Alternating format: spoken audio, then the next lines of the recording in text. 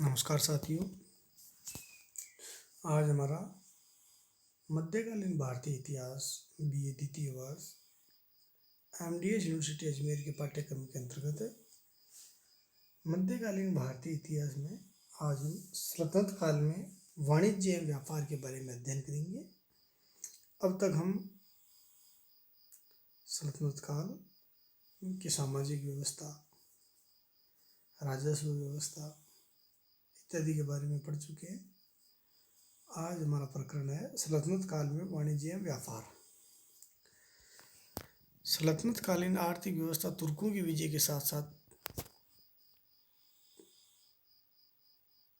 तुर्कों के रूप में एक नए शासक वर्ग का पदार्पण हुआ। भारत में इन विजयों का परिणाम केवल सत्ता परिवर्तन नहीं था, बल्कि इस्लामिक एवं भारतीय दो विकसित सामाजिक व्यवस्थाओं के टकराव एवं नए संघर्ष से सामाजिक और आर्थिक परिवर्तन हुए। मोहम्मद हबीब ने इन परिवर्तनों को एक शहरी क्रांति के रूप में देखा। उनके अनुसार तुर्कों ने भारत की औद्योगिक एवं सामाजिक शक्ति पर वर्षों से चली आ रही जातीय और अन्य सैद्धांतिक बंधनों को उखाड़ फेंका। इस तरह से वे गौरी की विजय को भारत के शहरी कारीगरों के लिए क्रांति मानते थे। हालांकि सल्तनत काल में हुए परिवर्तनों का स्वरूप इतना व्यापक नहीं था उनके लिए आधुनिक शब्दावली का प्रयोग किया जाए, तथापि ये विचार उन तथ्यों की एक झलक प्रदान करता है। इस काल में शहरी अर्थव्यवस्था का एक हद तक विकास हुआ। इसमें तीन परस्पर प्रक्रियाएं देखी जा सकती है। तीन परस्पर प्रक्रियाएं कौन सी थी? शहरों की संख्या और आकार में वृद्धि। तो सल्तनत काल में ग्रामीण क्षेत्रों से पलायन करके लोग शहरों की ओर गए। शहरों की जनसंख्या बढ़ी और शहरों की संख्या भी बढ़ी, उनका आकार भी बढ़ा। औद्योगिक उत्पादन में बढ़ोतरी, औद्योगिक उत्पादन में भी बढ़ोतरी हुई। पहले लोग घरों में वस्त्र बनाया करते थे, अब बड़े स्तर पे राजकीय कार्यशालाएं खुली, उनमें उत्पादन होने लगा। व्यापार में विकास, मध्य एशिया के साथ संपर्क सीधा स्थापित हो गया, इससे व्यापार में भी विकास हुआ। पहला तथ्य तो एक काल में शहरीकरण के अंतर्गत पड़ा है। दूसरा तीसरा हम व्यापार वाणिज्य के अंतर्गत देखते हैं। सल्तनत काल में हिंदुस्तान में कई महत्वपूर्ण उद्योग विकसित हुए, इसके प्रचुर प्रमाण है। इन उद्योगों में वस्त्र उद्योग, धातु क्रम, संगत राशि, शक्कर, नील, कागज के उद्योग महत्वपूर्ण है। उच्च वर्गों के लिए विलासिता की वस्तुएं, जो उच्च वर्ग था, अमीर वर्ग था, उसके लिए विलासिता की वस्तुएं विदेशों से आयात की जाती थी। कभी कभी उत्पादक अपना माल समय समय पर लगने वाले मेलों में भी बेच दिया करते थे। साप्ताहिक मेले लगते थे, मासिक मेले और वार्षिक मेले लगते थे। उनमें जो विक्रेता है वो अपना सामान बेचने आते थे।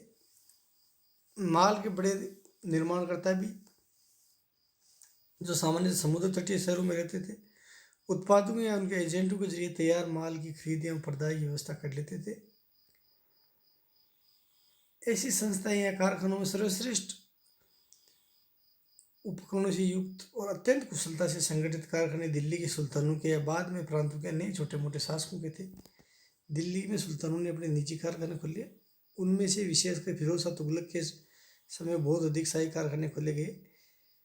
ये कारखाने कहे जाते थे। दिल्ली के शाही कारखानों में शाही प्रदाय के लिए अन्य सामग्रियों की कारीगरों के अतिरिक्त केवल रेशम की बुनकरों की संख्या 4000 थी। अर्थात जो शाही कारखाने थे उनमें रेशम के वस्त्र बनाने के लिए ही केवल 4000 कारीगर नियुक्त किए गए थे। शाही आवश्यकता का कुछ अनुमान इस बात से लगाया जा सकता है कि मोहम्मद तुगलक वर्ष में 2 बार बसंत और शरद ऋतुओं में 2 लाख खिलतें वितरित करता था।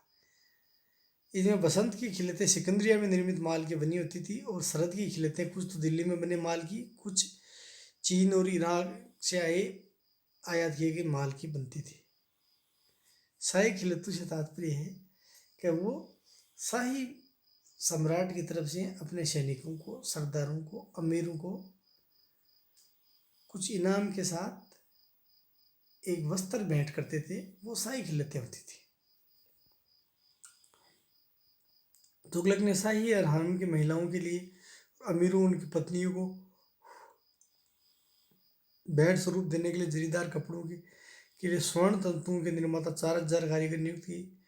व्यवहार स्थायी उपयोग प्रत्येक वस्तु जैसे टॉफियाँ, जूते, पर्दे, शोभिका, कमरबंद, कामदार पटका, कशीदादारी, घोड़े की जीन इत्यादि इन्हीं कारखानों द्वारा उत्पादित की जाती थी। अन्य शासकों से भी प्राप्त भेंटों के बदले भेंट और उपहार देने के लिए श्रेष्ठ मलमल और अन्य वस्तुओं का निर्माण भी कारखानों की विशाल पैमाने पे होता था। अकबर के काल में पदार्पण करने से पहले हम इन शाही कारखानों में काम करने वाले कारीगरों की मजदूरी का कोड विवरण नहीं मिलता, अर्थात मजदूरी का कोई विवरण नहीं मिलता था कि इन शाही कारखानों में काम करने वाले मजदूरों को वास्तविक रूप से कितनी मजदूरी दी जाती थी। सामान्यतः राज्य सारी तैयार वस्तुओं के निर्माण और वितरण को राज्य नियंत्रण से मुक्त रखता था। केवल दिल्ली के सुल्तान में अलाउद्दीन खिलजी ने दिल्ली का बाजार नियंत्रण का साहसपूर्ण कदम उठाया, अर्थात अलाउद्दीन खिलजी के शासनकाल के अलावा सल्तनत काल के अन्य सभी शासकों के काल में व्यापार है या बाजार है वो नियंत्रण से मुक्त था।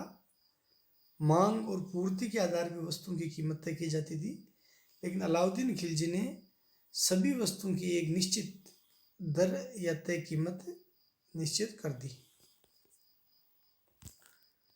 अब हम प्रमुख उद्योगों के बारे में पढ़ेंगे। वस्त्र उद्योग। हिंदुस्तान में कपड़े बनाने के कारखाने सर्वाधिक विशाल थे, वस्त्र उद्योग वो सर्वाधिक विशाल था। वर्तमान समय में भी देश में यदि देखा जाए तो सर्वाधिक रोजगार प्रदान करने वाला उद्योग है वो वस्त्र उद्योग है। इनमें सूती, ऊनी, रेशमी कपड़े सम्मिलित है। देश में कपास बहुत तेजी से पैदा होता था। ऊन सदैव पर्वतीय प्रदेशों से प्राप्त की जाती थी, यद्यपि भेड़ें मैदानों में भी पाली जाती थी, लेकिन उच्च श्रेणी की ऊन का और फर का अधिकतर बाहर से आयात किया जाता था। प्राय इनका प्रयोग कुलीन वर्ग द्वारा किया जाता था।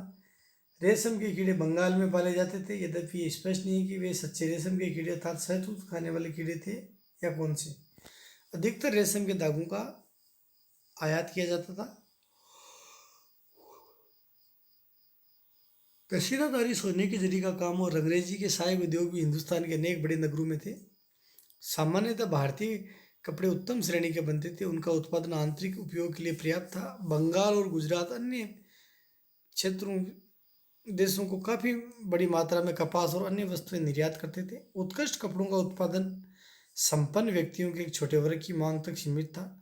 दरिद्र वर्ग स्वयं के कर्कों में बने कपड़े उपयोग में लेते थे।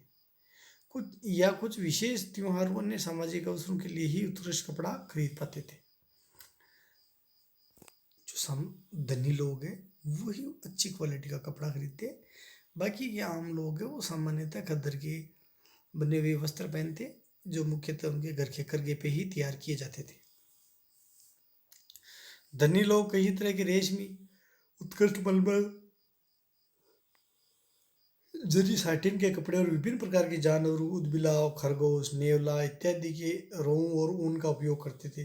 दरिद्र लोग निकृष्ट सूती कपड़े, रुई से भरे सूती वस्त्र, मोटे कंबल पहनते थे। उत्कृष्ट कपड़ा असाधारण रूप से उत्तम बनता था। इस संबंध में हमारे पास अमीर खुसरो की लेखनी के अनेक काव्यात्मक और सुरुचिपूर्ण वर्णन है, जो उत्साहपूर्ण कारीगरों की कार्यकुशलता और उत्कृष्टता का उल्लेख करता था। अमीर खुसरो ने अनेक कारीगरों के द्वारा बनाए जाने वाले वस्त्रों का उल्लेख किया है। दक्षिण में देवगिरी और महादेव नगरी वस्त्र निर्माण के प्रसिद्ध केंद्र थे। वहाँ के बने वस्त्र उन्हीं स्थानों के नाम से प्रसिद्ध थे, असाधारण रूप से उत्कृष्ट थे। प्रसिद्ध वस्त्रों के कुछ नाम हैं। बेरामपुर में बना बेरामिया, सहालिया, शिरीन, कतान रूमी, शिराज, किताब इत्यादि। उत्तर में दिल्ली एक बहुत बड़ा केंद्र था, किंतु ये स्पष्ट नहीं है कि उसकी प्रसिद्धि उत्कृष्ट वस्तुओं के बाजार होने के कारण या उनके निर्माण होने के कारण थी। असाधारण रूप से उत्तम मलमल के एक थान की कीमत 100 टंका तक जाती थी। दिल्ली और संभवतः अन्य नगरों में उत्कृष्ट मलमल, रेशमी और जरी के विशाल भंडार थे। धनी लोग कई तरह के रेशमी, उत्कृष्ट मलमल, जरी, शॉटिन के कपड़े, विभिन्न प्रकार के, ये हम पढ़ चुके हैं। वस्त्रों के निर्माण में सारे हिंदुस्तान में बंगाल एवं गुजरात सबसे आगे थे। इन प्रांतों की बंदरगाह संबंधी सुविधाएं गुजरात और बंगाल के समुद्र तट के किनारे स्थित है, और वहाँ पे समुद्री बंदरगाह उत्तम श्रेणी के बंदरगाह थे, जैसे बंगाल में सोनार गांव था गुजरात के अंदर, काठियावाड़ के बंदरगाह, कच्छ के बंदरगाह, दक्षिण गुजरात के बंदरगाह, सूरत बंदरगाह इत्यादि प्रसिद्ध बंदरगाह थे। अमीर खुसरो, मऊअन, बर्थेमा, बारबोसा सब बंगाल के उत्तम माल की साक्ष्य देते हैं। इसके अलावा वस्त्र उद्योग के अलावा धातुकारी, बुनकरी के बाद धातु पर अवलंबित उद्योग अनेक महत्वपूर्ण थे। भारत में धातुकारी की अति प्राचीन परंपरा है। प्राचीन मूर्तियों, दिल्ली का स्तंभ इसके साक्षी है। पिछली शताब्दी में ही भारतीय धातुओं की शिल्पों की स्थिति पूर्णतः बदली। भारत में लोहे, पारे और शीशे की खानें थी। कुछ सीमा तक धातु निकाली जाती थी, यद्यपि निकाले हुए माल की मात्रा अधिक नहीं होती। अबुल फजल जो मुगल काल में अकबर के दरबारी थे, नवरत्नों में से एक थे, वो निश्चयपूर्वक कहते हैं कि भारतीय धातु शिल्पी पूर्णतः समझते थे कि विभिन्न वस्तुओं, धातु, पीतल, चांदी, जस्ता, कांसा, मिश्र धातु, अष्ट धातु, उर्वरक का प्रयोग किस प्रकार से करना चाहिए। तलवार बनाने का उद्योग अति प्राचीन काल था से स्थापित था। प्रथम भारतीय तलवार और कटार अरबी और फारसी की पारिभाषिक शब्दावली में आ गए। दिल्ली के सुल्तानों के अंतर्गत उत्कृष्ट स्ताव बनाने की कला किसी दशा में मृत नहीं थी। वास्तव में सारी परिस्थितियां इस दिशा में अधिक प्रोत्साहन और वर्धित क्रियाकलाप की ओर इंगित करती। इसके अलावा बनती तस्तरियाँ, कप, फौलादी बंदूकें, छुरियाँ, कैंचियाँ, जिन्हें चीनी यात्री मोगवान ने बंगाल में देखा था। जड़ाऊ के काम में संबंध में हम कह सकते हैं कि धातुओं, खासकर सोने और चांदी की उत्कृष्ट कारीगरी दिल्ली के सुल्तानों के अंतर्गत बहुत उन्नति कर चुकी थी। अर्थात विभिन्न प्रकार के धातुओं पे जड़ाई का काम होता और उनसे सुंदर सुंदर वस्तुएं बनाई जाती। तैमूर के समय तक सोने और चांदी के बर्तन, जड़ाऊ अलंकार, कशीदारी, बेलबूटेदारी काम इत्यादि काम, बिदारी के इस्पात की सुराहियाँ, मुकुट, कशीदारी के वाले कमरबंद, हार, तस्तरी, पोस अन्य वस्तुएं अन्य बड़े नगरों में सामान्य थी। बारबोसा गुजरात के बहुत अच्छे स्वर्णकारों के, जो पुर्तगाली यात्री है बारबोसा, वो कहते हैं कि गुजरात में बहुत अच्छे स्वर्णकारों के अत्युत्तम कार्य का प्रमाण देता है। अर्थात गुजरात में सोनार या स्वर्णकार बहुत अधिक थे और उत्तम श्रेणी का कार्य करते थे। भारतीय कारीगरों का ये कौशल अंततः स्पष्ट है कि तैमूर भारतीयों के अंधाधुंध कत्लेआम में भारतीय कारीगरों को क्यों साधारण जीवनदान दे देता था।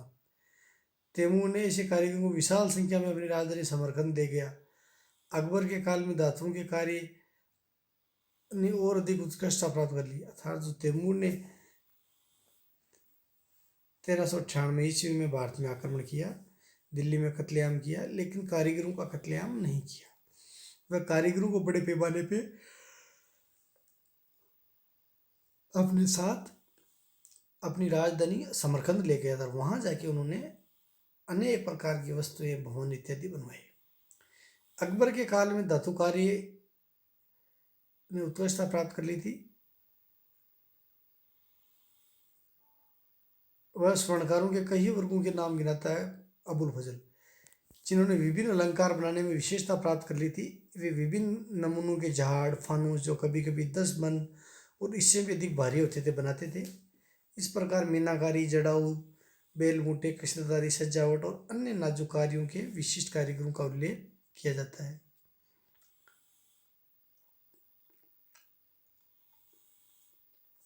पत्थर और ईंट का कार्य, धातु के कार्य के अलावा आप देखो पत्थर और ईंट के भी बड़े बड़े भवन बनाए जाते थे, ईंटों के, पत्थरों के।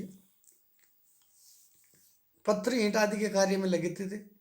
केवल हिंदुस्तान के भवन ही नहीं, काबुल, गजनी और समरकंद के भवन भारतीय राजगीर के कौशल का प्रमाण देते हैं। अमीर खुसरो ने गर्व के साथ कहा है कि दिल्ली के राजगीर और संगतराज समग्र मुस्लिम जगत के सौदागरों से सर्वश्रेष्ठ, कारीगरों से श्रेष्ठ है। इन श्रेष्ठ निर्माणों का एक प्रमुख कारण राज्य का संरक्षण भी था। सुल्तान अलाउद्दीन खिलजी ने राज्य की इमारतों के निर्माण के लिए 70,000 कारीगर नियुक्त किए थे। हम यह भी देख चुके हैं कि कुशल कार्य राजगीरों के विद्यमान संख्या के बावजूद भी फिरोज तुगलक ने अपने 4,000 गुलामों को इस शिल्प में प्रशिक्षित किए जाने की आज्ञा दी। इसी तरह बाबर को भारतीय कारीगरों के कौशल पर बहुत अधिक गर्व था। वह लिखता है कि आगरा में अपने भवनों के निर्माण के लिए 680 और अन्य स्थानों में 1491 संगतराश नियुक्त किए। अर्थात जो पत्रों को तराशने वाले लोग हैं उनको संगतराश कहा जाता था, इतने लोग नियुक्त किए थे। हिंदू राजा राजगिरों और अन्य कारीगरों को मुस्लिम शासकों से अधिक संरक्षण प्रदान करते थे। माउंट आबू का देलवाड़ा मंदिर, ग्वालियर और चित्तौड़ के भवन सब इस बात के साक्ष्य देते हैं कि प्राचीन भवन परंपराएं सावधानी से संरक्षित रखी गई थी। अर्थात संपूर्ण भारत में उत्तम श्रेणी के मकान बनाए जाते थे। कागज उद्योग,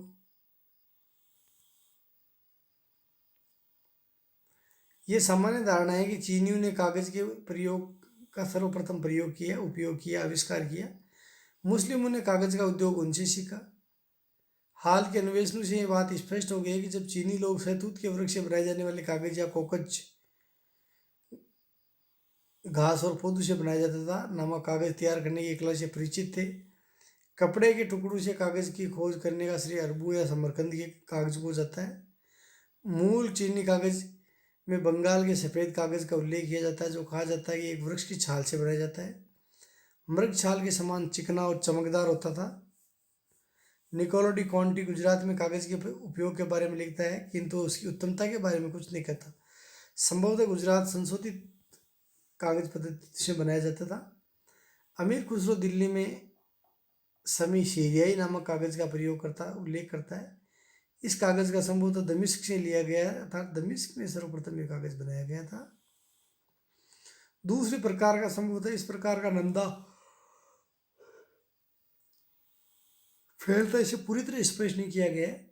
वृहत संख्या में प्राप्त इस काल की शादी और चमकदार पांडुलिपियों को देखने से कागज उद्योग के अस्तित्व के बारे में कोई शंका नहीं रह जाती। अर्थात उस समय की अनेक पांडुलिपियाँ मिली है, बड़ी बड़ी पुस्तकें मिली है जिनमें जिल्द का बहुत ही अच्छा कागज है, बहुत बड़ा भारी कागज बनाया गया था, जिसका जो थिकनेस है, मोटाई काफ़ी ज़्यादा थी। शक्कर उद्योग, गन्ने की खेती हिंदुस्तान में साधारणतः विस्तृत रूप से की जाती थी। शक्कर सामान्यतः गन्ने से बनाई जाती थी। शक्कर तैयार करने की सामान्य प्रक्रिया इस प्रकार से थी: गन्ने के टुकड़े कर लिए जाते, फिर उनको चरखे में दबाया जाता, रस निकाला जाता, रस को बड़ी बड़ी कढ़ाइयों में चढ़ाया जाता, गर्म किया जाता और फिर गुड़ के रूप में, बेलियों के रूप में जमा लिया जाता। उसे थोड़ा साफ करके खांड बना ली जाती। शक्कर का सर्वोत्तम रवेदार सफेद गन था। शक्कर तैयार करने का काम हिंदुस्तान में साधारण तौर पे बड़े पैमाने पे होता था। बंगाल में इतनी शक्कर तैयार की जाती थी, स्थानीय और आंतरिक उपभोग के बाद भी निर्यात के लिए बहुत कुछ बच जाती थी। लोग निर्यात के लिए कच्चे और छिले हुए चमड़े में शक्कर बंद करके कई स्थानों पर इसके विशाल भंडार लगाते थे। इन शक्करों के अतिरिक्त बंगाल के लोग दानेदार शक्कर भी तैयार करते, जो मुरब्बे और के लिए संरक्षित और फल तैयार किए जाती थी। समकालीन साहित्य में मिष्टानों, पकवानों के विभिन्न वर्णनों से शक्कर तथा शरबतों की बिक्री का उल्लेख मिलता है। चमड़े का कार्य, कारीगरों का एक विशाल समूह चमड़े के कार्य से अपनी जीविका चलाता था। चमड़े के सामान की मांग अधिक न होने पर भी सामान्य तो थी ही। उदाहरण दिल्ली के सुल्तान द्वारा अपने अमीरों को उपहार स्वरूप 10,000 से अधिक घोड़ों में कईयों के साथ चमड़े की जीन और लगामें थी।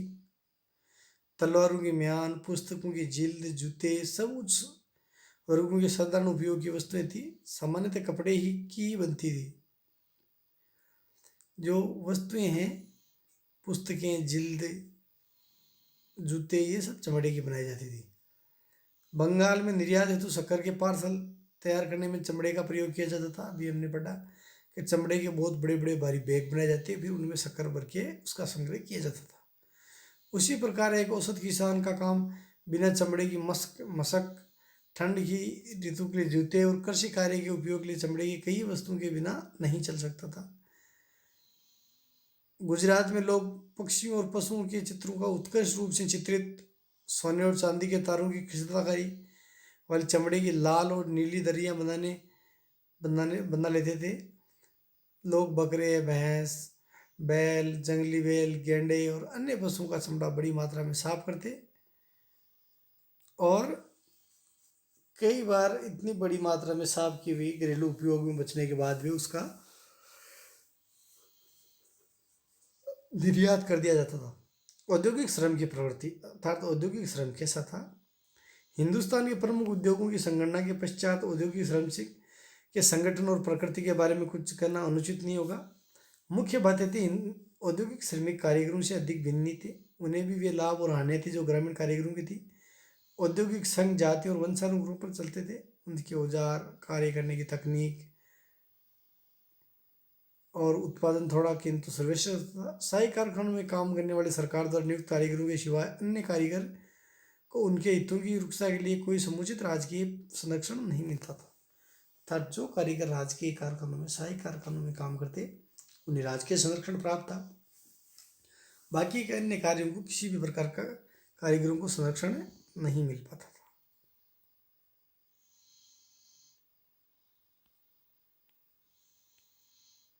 तो इस प्रकार से आज व्यापार वाणिज्य का हमारा प्रकरण इतना ही है। अगले प्रकरण में हम विदेशी व्यापार के बारे में अध्ययन करेंगे।